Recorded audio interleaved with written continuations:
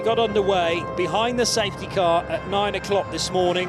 40 cars trying to work out how best to approach this trying track with a lot of rainfall this morning.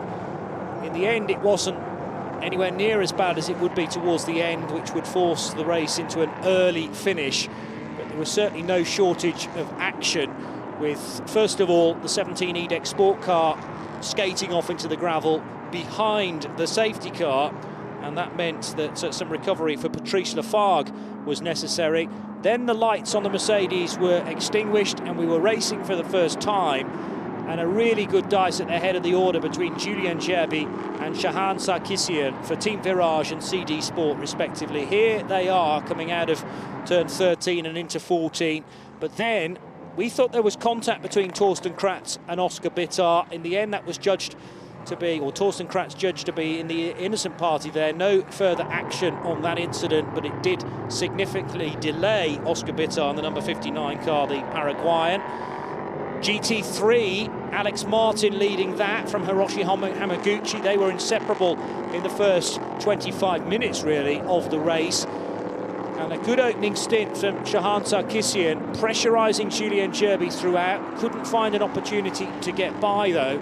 And as these two duelled, that rather drew in Torsten Kratz in the Murphy Prototypes Duquesne in third position. Meanwhile, the fight at the head of the order in GT3 is getting no less close, and far less than a car length between them for the majority of the time. Good overtake here, although forceful for Torsten Kratz to feed his way up the inside of Shahan Sarkissian, and Sarkissian given no opportunity to cut back onto the road at turn number 11. But this was a lot more brutal from Torsten Kratz. Either he misjudged his braking point or he didn't expect Julien Gerbi to brake where he did. Nevertheless, Kratz into the back of the Spaniard meant that the number 16 car would go off into the gravel and would need to be recovered. And obviously that would send the 16 car way down off the lead lap, and all of a sudden Team Virage with their number 16 car entirely dependent on where their rivals finished, because they were well out of the points. Tony Wells dicing with the number 25 360 racing car. This though a spin for Charlie Bateman, who is the pro in that number 64 car, and we saw a number of pros unfortunately leaving the road in the horrible rain then that started to fall menacingly.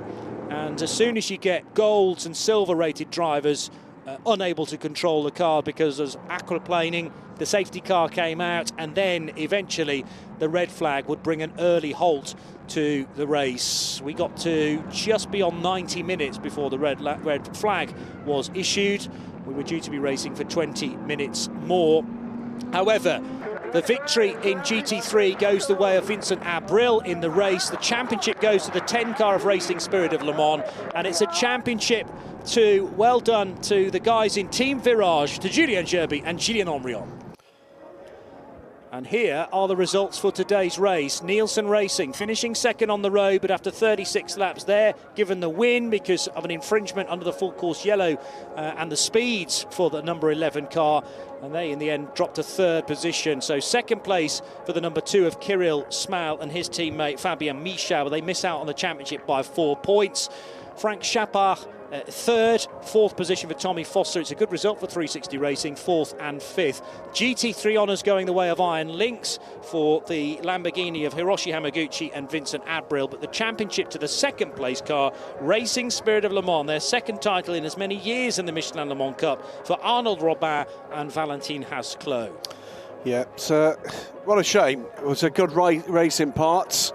The weather wasn't helping and it got far worse. I can't disagree with the decision to red flag and complete that race early, but it will be Nielsen Racing to take a win after disasters at Spa, deserve a title.